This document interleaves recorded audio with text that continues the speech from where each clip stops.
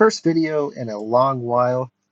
I'm actually looking forward to this. I was recently inspired to start putting out some series of videos basically talking about how to win the game in different stages of the game. It's been my philosophy for the past couple of years that the game is basically a progression, and if you play the first couple steps of the progression correctly, it lends you into more favorable positions. So that these like coin flippy late games and stuff that you see in low elo a lot don't really occur because realistically they shouldn't. If you know how to play the beginning half of the game, you have advantages going into the mid game. The late game probably never happens unless a huge blunder occurs. So for the next short while, what I'm going to be focusing on in this series of videos is how to win the early game as fives. So rather than focusing on the micro and how we play the lane mechanics, is going to be focused more on the macro perspective of the lanes. Specifically, at least in this video, talking more about wave states. Um, yeah, that's probably it for this video. Probably wave states more than anything.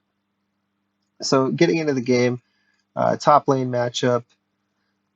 Sec can sustain through Teemo, especially with the fleet footwork. Resolve secondary, probably second wind in there. Probably starting a door on shield as well. So the Teemo early game poke probably isn't going to matter. Dark Harvest is a little bit troll in this situation because you're probably not going to get set low enough to really proc that too many times. It's important to note from a macro perspective, Teemo will have control of the wave because Set has to fight to get control of the wave or has to push to get Teemo off the wave, whereas Teemo will naturally be able to auto the wave. So Teemo does have what I would consider to be some modicum of priority in top. However, if Teemo constantly plays the lane forward, Set can look to exploit that, and Teemo does have to be careful because the lockdown is real. And if a Yi Set can get on a Teemo, he's very squishy. He can definitely die. So these are things that he has to be cautious of. However, I'm going to give the advantage in top lane to Teemo in terms of wave management and control. As far as Yi and Trundle goes, obviously Trundle's just going to get outscaled pr- pretty hard, super hard in this game. There's not a very good tank that he can particularly siphon off of. I mean, maybe we're looking at Set in some cases, and that's viable, but typically Trundle thrives in games where you see Leona, Ornn, even something like Rammus, like those huge like monster tanks, and there's not really one here, so Trundle's value is going to be mitigated. I give the advantage to Yi in this matchup. Anivia into Lucian. Um, I'm going to give the early advantage to Lucian here. After 6, Anivia probably is just able to shove the wave without Lucian being able to do too much of anything about it. Lucian's not going to be able to control any roams that Anivia wants to give off. However, early on into the game, I'm tripping over my words. Early on into the game, I will give advantage to Lucian. This Ignite seems a little bit troll too, actually.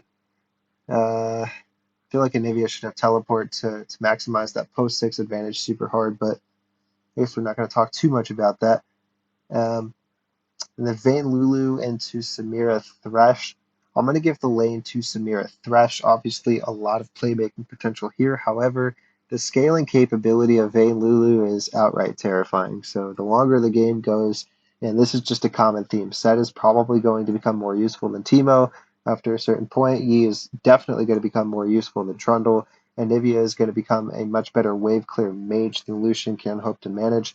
And the later stages of the game where wave management and the ability to shove and the ability to take objectives after fights, and who do you have on your team that can get to objectives and take those objectives, we see that red team is just going to fall off super hard the later this game goes. So we're definitely looking to win the early game with this early pressure, with this early pressure, with this early pressure, and hopefully open up opportunities for our Trundle as well.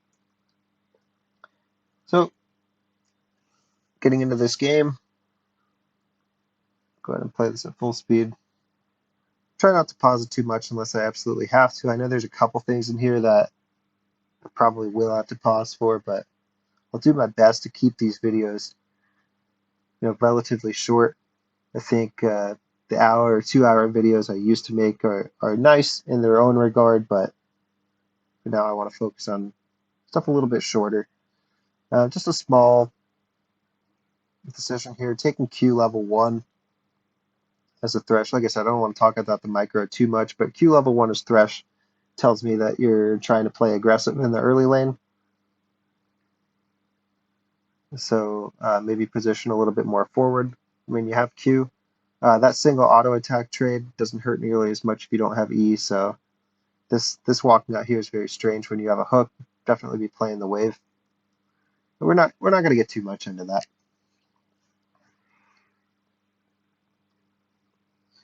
This game is being played somewhere around silver rank. So obviously the things in here aren't going to be perfect. Hit the level 2 advantage. It's a nice play. Nice little bit of poke here.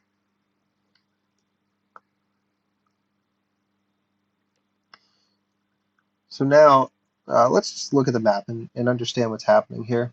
So Trundle's now on his 4th camp.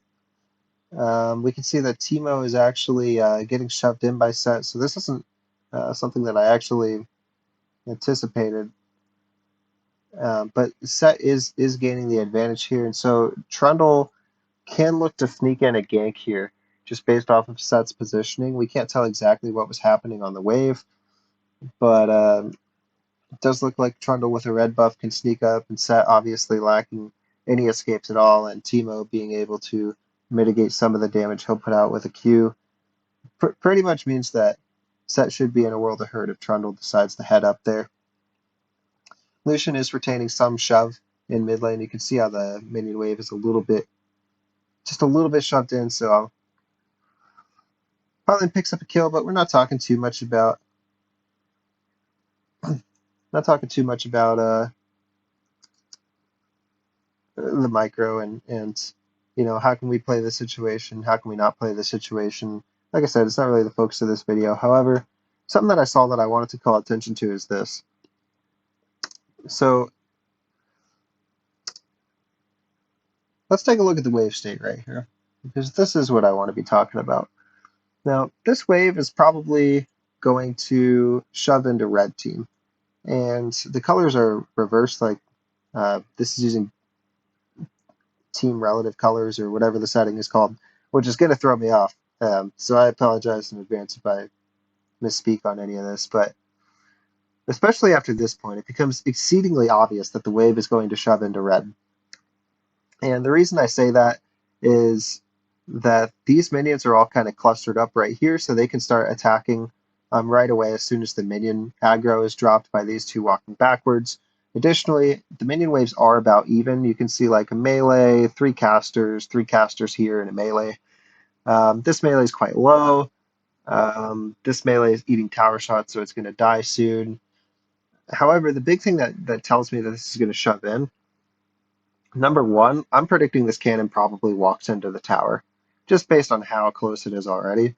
Number two, the wave crash point is somewhere between these two lines, like just calculating it, because these minions are going to stand like largely still once the aggro is dropped and just attack whatever is closest to them. So maybe the cannon aggro's this thing, maybe the casters get it on this. Cannon might go backwards for this minion. Basically, the wave is going to sit somewhere in this area. And what this means is, with the waves being relatively even in terms of minion numbers, but sitting right in this zone, the blue wave is going to come in and reinforce this quicker, which is going to cause the wave to slow push into red. What red should do is just back out of this immediately. You're playing against a Vayne right here. Like, she's not going to be... Vayne's biggest weakness, especially early on, is wave clear and finding ways to effectively manage the lane. So even though you get some advantage here in first blood, you can actually take a bigger advantage by just walking into this brush and recalling. There's not any follow-up play that's going to happen, and you can take into account, like, well, maybe if your jungler's here, maybe you can go for a dive. She is quite low. Looks like some summoners were burned in the last fight. There's a chance that maybe you can get something off here, especially a couple potions and a biscuit. But we take into account our mid laner's not roaming towards us right now. Our jungler's on top side. Our top laner's not going to be too much help. So we should probably just go right here and recall. And then we get a massive advantage. And although you're not coming back with a huge item spike, you can potentially come back with another Doran's Blade or start going into your build, depending on what you fancy. Instead, we end up kind of greeting for this wave. And this is super unfortunate because now the next wave rolls up. The cannon did die to the tower. Or at least it died in the tower range, so my prediction about that. Holding true so far. And now we're just in a bad spot. Because we're not high enough HP to want to reliably engage Vayne. Yeah, maybe if Thresh hits a nice hook, the Flay, maybe Samira can follow up on this in some world. I think that Samira still has heal. I'm not super sure, but yeah, maybe there's some potential for outplay here, but Vayne is 3/4. Samira is like 1/3. Thresh is like 1/2. I don't know. There's too much potential for this to go wrong. So we're not staying under the hope that we're killing Vayne here. We're kind of just staying under the idea that we're going to shove this wave in, but look at this. We actually don't manage to, and the next wave gets here. Now Lulu's back at full HP, and this is just disaster. Like, so now we've taken a position where we could have backed like 2 waves ago and gotten ourselves a really nice advantage, with the wave probably meeting us somewhere like right outside of our tower, or even just inside tower range. It's totally worth to lose like 2 minions to tower in order to get back. And you know that there was a cannon involved anyways. So it probably wouldn't have been more than 2 minions, even if you just took that immediate back like I was suggesting. It would basically be like a cheater recall, only a cheater isn't necessarily done under the pretense that you just killed your opponent. We're also in a bad position. I'm going to naturally focus on bot lane because that's like the lane that we're watching here, but from another perspective here, take a look at top for a moment. If you've been watching top the last few seconds, if you haven't, go rewind.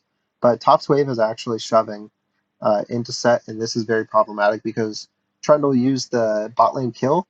He took this crab, and then he pathed straight into this. Now, this is problematic because, like I said, Teemo is susceptible to a gank from set Yi, and we don't have explicit knowledge on where Yi is right now. While we do have some nice vision here, we just have to be a little bit cautious about the fact that the wave is coming into set. And set is very good at holding waves with his passive sustain and his Doran shield as well. Definitely think that the early lane by Teemo could have been played to earn a greater advantage. Yep, and here we do actually see Yi, and it looks like Teemo flashes on the mini-map there, so has to just burn his flash immediately. And that's exactly the type of thing I was talking about. I did watch this game like once before I made this video, but I didn't make any notes, so I didn't say that because I knew it was about to happen. Just kind of that game sense. Sorry, game sense.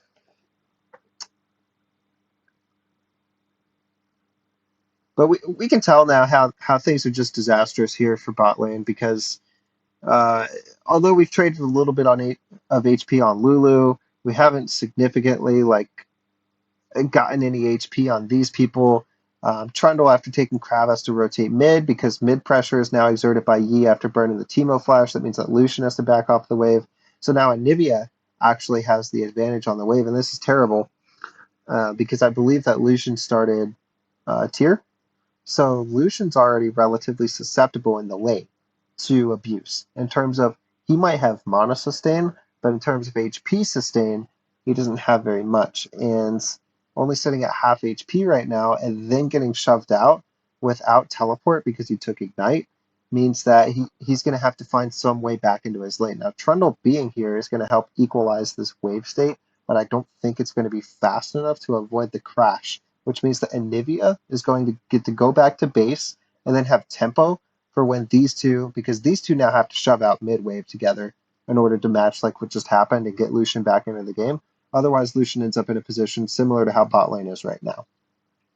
So because we can assess that Trundle Lucian basically have to go and clear the wave once it crashes into tower, and just kind of like forfeit the fact that Anivia has advantage. Because to be clear, blue team, which is the one on this side, don't look at the colors. Blue team has played this early game actually a little bit better, being able to get like although they gave up a kill in bot lane, right? But they got Teemo Flash. They're now forcing Lucian off. They're giving Anivia Prio in the lane when she recalls and comes back. Trundle has to pair up with Lucian and shove this wave in. What's going to happen is that ends up screwing your bot lane because bot lane needs Trundle to just walk down.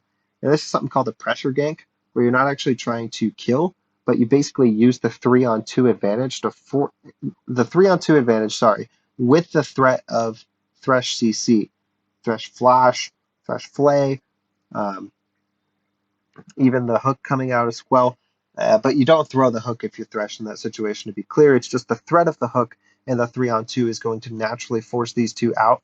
And then bot lane will be able to regain what they could have gotten for themselves already, which was a wave prio and a recall with an item advantage. However, because they didn't choose to take that, Trundle actually has to save them. But as we just discussed, Trundle has to go save mid. So this is just extremely problematic. And this was another reason that I was suggesting teleport on Anivia here as well, is because let's say that Anivia does take teleport in this game. What ends up happening is that Anivia Yi get to crash the wave in, and if Trundle doesn't come mid to help, Anivia actually just teleports on the next wave to meet. Maybe even on the last minion here, whenever she recalls, or she can wait for the next wave to make it down to mid and teleport onto that wave. And Lucian is still held under his tower from, it looks like 2 waves here in mid. So Lucian's still held under his tower with a 3rd wave crashing, and Anivia is returned to the lane with a full teleport. So that's assuming Anivia takes teleport and Trundle doesn't go mid. But you see what I'm saying? Like this is a favorable position for blue team, and the only reason it's not more favorable to blue is because of an odd summoner spell choice.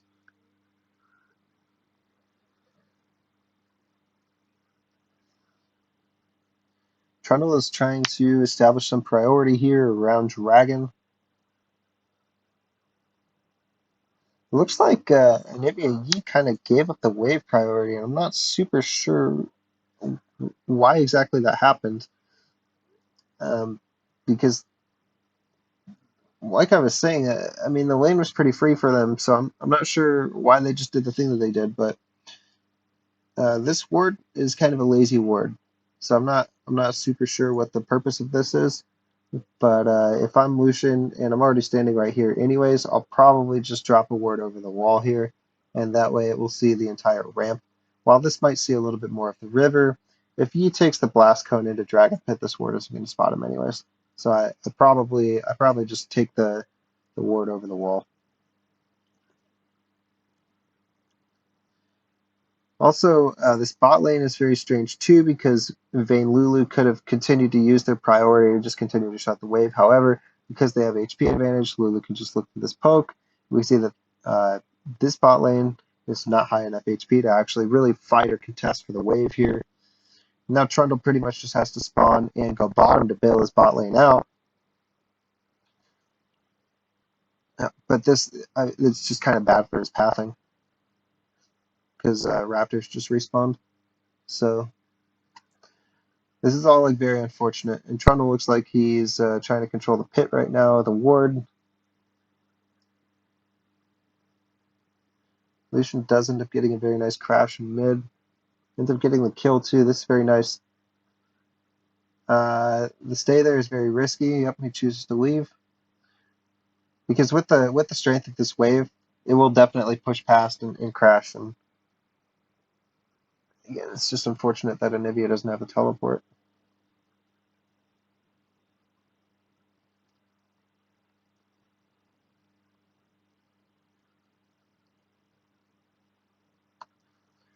So this is good. Teemo should recall right now. Teemo just crashed like 2 waves into tower. I also hate these shroom patterns that he's doing. So it looks like he's doing one here, one here. you did just show mid. If I'm Teemo and I'm staying for wards, because number one, I'm recalling like immediately once I shove the wave out, because I don't assess that Set is going to hold what it looked like a lot of minions up there. Set can hold waves, but I don't think he's going to just hold two waves for no reason. If I am going to play shrooms, I'm probably going to walk into the jungle and put them like on the dot or in front of the grump, controlling this corridor maybe. Um, Even like standing right here and throwing it like over the wall towards the blast plant, in the hopes that if he goes for the blast plant, he steps on a shroom. Any of these places would probably be better than just this brush. And then this thing looks like it's meant to control the wave, but if the wave actually hits this, then you don't get any of the gold from it. So what you end up doing is maybe popping 3 melee minions, depending on how they're clustered or something, maybe 2, maybe 3, and you end up dropping them low, so your reinforcing wave is guaranteed to shove the next wave. And I'm not sure what the purpose of this is, because you're creating a slow push. Even after Set clears this under tower, you're immediately creating a slow push back towards Set. And we've already talked about how you don't necessarily want to do that, and the lane is going to be even more deadly with Set at 6. So I'm not super sure. I really hate the placement of this. If it is in the way of the minions, we can't exactly tell due to the mini map, but it looks like it is, and I don't like it. The only circumstance where I would think this is okay is if for some reason Teemo really wants to be at Dragon, so he sets this up to enable his next wave to shove, and then if I'm doing that, I'm probably just going to walk straight down. I'm not going to recall. I'm probably not going to do anything else. I'm going to drop probably 2 shrooms in the lane so that I can at least get a little bit of minion gold and ensure the push, and then I will just walk straight to Dragon.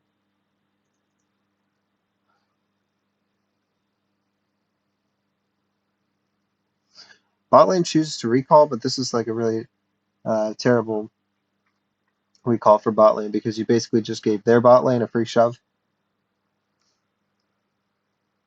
Like you eventually reach this point where you realize, well, they're just going to kill you if you make even one mistake. So you had to recall and save face, but you're going to lose basically an entire wave to do it.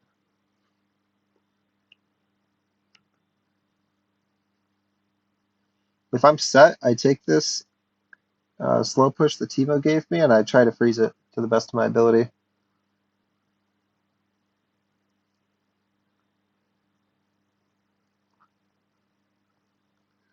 Yep. Lucian dies in mid. Trundle's controlling bottom. Trundle's Raptors are still up. I wasn't watching everything that Trundle did, but it looked like he hasn't cleared them since they respawned.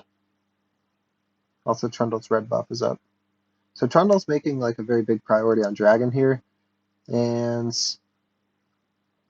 I might play this a little bit differently if I were bot lane. Yeah, I think I would play this a little bit differently. So this is probably what I would have done instead. Coming in, let's even go back 5 more seconds. Or even further back? I'm not sure. So here in this position, bot lane has just gotten back to lane, and we know that the wave is slow pushing and towards blue side.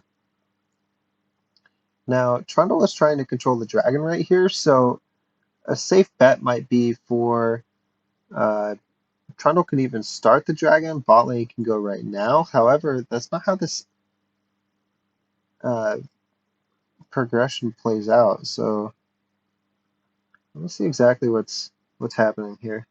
Because I probably would have shoved, or I would have like slow pushed 2 and then crashed the 3rd probably. Like I would have slow pushed this and then these autos. So I'm not going to be shoving the wave right here. And this is why we have enough information at this point to see that Trundle has path from here to here. Additionally, like these people are on comms, so this is a fives game. I'm not sure if this was a clash game. I think it was. So these people are on comms. It's very easy for the jungler to make clear his intention, and I'm not playing their comms just for the sake of purely watching it.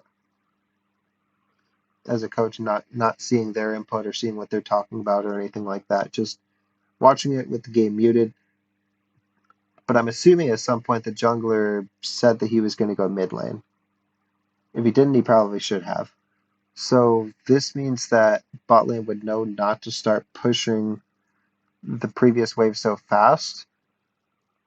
And then this would be maybe even a little bit closer, maybe like here, which doesn't seem like it makes a big difference, but these things are all a matter of timing. And then here's where, as we're shoving this, the problem is this.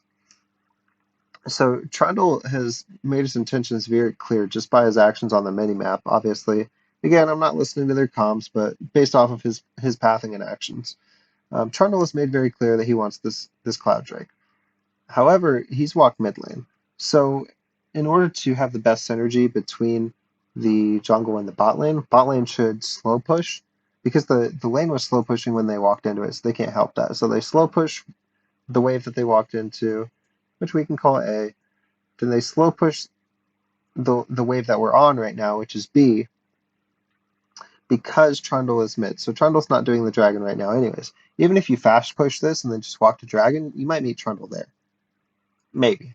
But maybe Trundle's here to collect a couple minions. We don't know exactly what Trundle's doing by this video alone without comps. So I don't think that fast shoving the minions here is the right call. However, if we slow push 1, slow push 2, and then crash 3, there will be too big of a minion wave for the enemy bot lane to respond to. Which means that the dragon is basically just free unless they want to give up a ton of CS on Vayne for a fight that they're already disadvantaged in.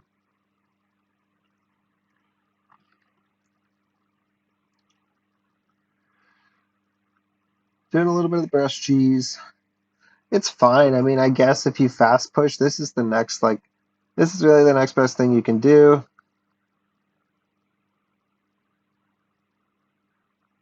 I just go dragon immediately. I don't really bother trying to run down the Vayne.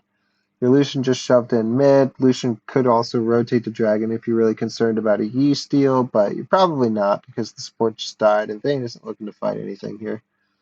Pulling the dragon out is still a good call.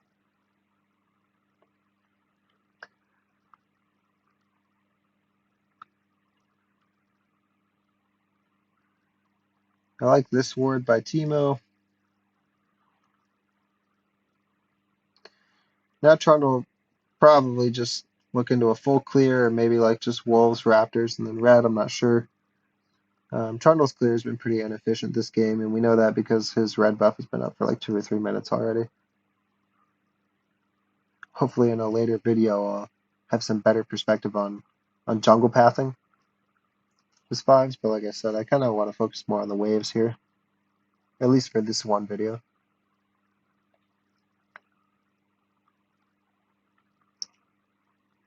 If I'm Teemo, we know that Set just shoved the wave, so I'm going to attempt to freeze.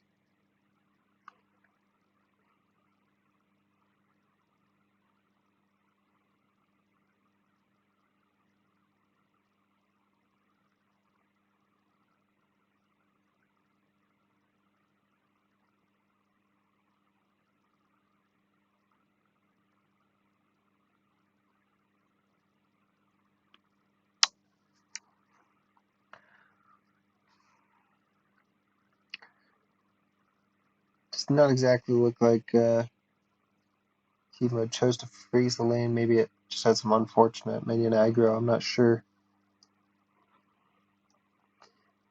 At this point, as Teemo, as soon as it starts to push, so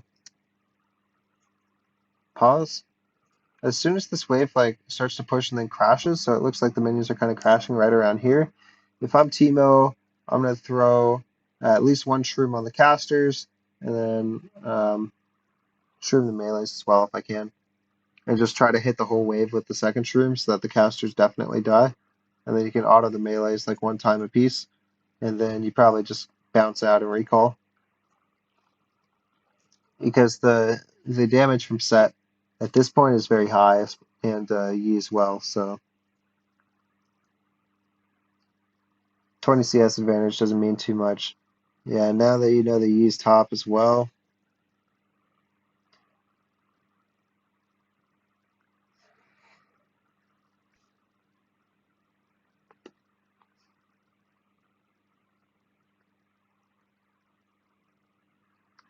Yeah, the E's still looking for top right now. You pop a plant in that direction. Be very careful as a top laner.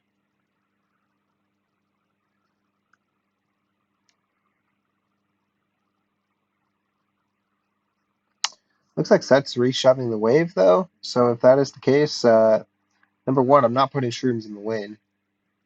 The shroom hit the minions. You just want to hold a freeze as Teemo. So here's the thing about Teemo. Teemo is not a team fighting champion, right? And you probably already know this. So from Teemo's perspective, the only thing that he wants to do is be as annoying as possible and just run it down, just like this. Now, it doesn't mean that you constantly have to be trying to shove the towers. While you might be able to use your range advantage and early poke and harass to get some sort of advantage, you don't. I don't want you to feel like you constantly have to be looking for ways to shove towers, even if you're just occupying space in a side lane and continuing to build an advantage. That's perfectly fine. Don't feel pressure to take these early plates because it's not that big of a deal. Realistically, we have a 20 CS advantage on Set right now. And if we hold a freeze right here or right here, like what is Set going to do? Realistically, Set doesn't have a way to break the freeze without trading a massive amount of HP. And if Set ever comes to break the freeze, you have a direct counter here in Trundle, who, if Set does step up to try to break the freeze and he starts playing very recklessly, you can assume that Yi is probably in a bush, probably the ambush, maybe the middle brush, maybe even the river brush, just kind of waiting for Set to bait you into some kind of engage. So once you see this dynamic out of Set as Teemo, you can either back up, or if your jungler is in proximity, you just take the 2v2. Because the Teemo blind is very effective against both champions, so it doesn't really matter who you use it on as long as it hits. So don't Q Yi while he's about to Q you, but the principle applies. And Trundle is a very strong duelist early. Yi is slightly behind right now, I think. So yeah, I don't think that this is a problem at all to fight this 2v2.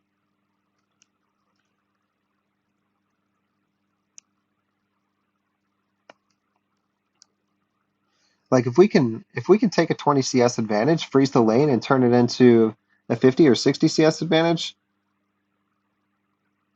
I think this gank by Trundle is okay. The idea was okay to just kind of force Set off of the wave. And if Teemo is freezing this as he should be, then that's basically the lane over for Set. Because he's lost too much HP, which means that he has to recall and then walk back to top lane. So he's losing 2 waves to the freeze by that point. Yeah, I think it's just over. If Trundle ganks, then takes some of his HP and then just leaves.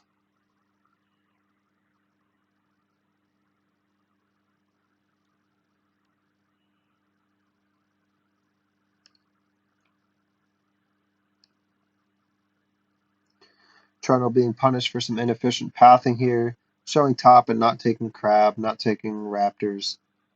Again, hopefully in a later video I'll have the opportunity to look at jungle more specifically. If I'm Teemo, I'm recalling right here. Bot lane did this thing again where they just took another really really awkward recall, and I'm not super sure why. Let's see here. I think it was a gold value. I think they got to a specific gold value and they were like, well, I got my item, let's go back. Here's the problem with that. He is actively in river right now. He's coming towards bot side, but do you have time to shove the wave? Probably. You've already demonstrated that you can win like a 2v2. Then again, this is cannon wave. That's hard.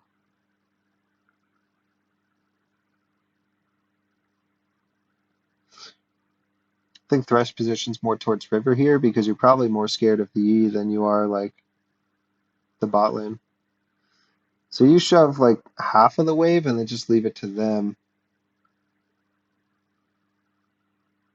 Yeah, I don't like this.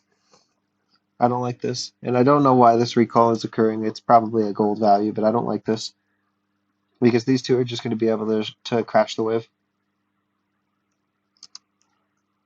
See the game state right now? I guess he's not quite as behind as I thought he was, but he's not particularly ahead either. Bot lane's winning pretty hard. 24 CS advantage here.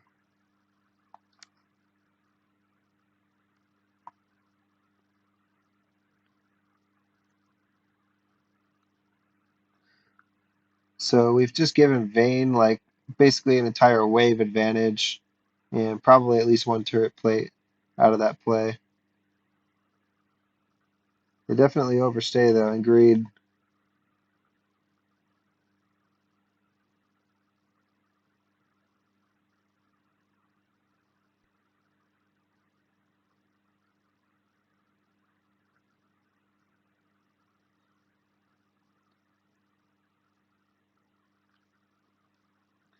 It's not a bad play for Trundle.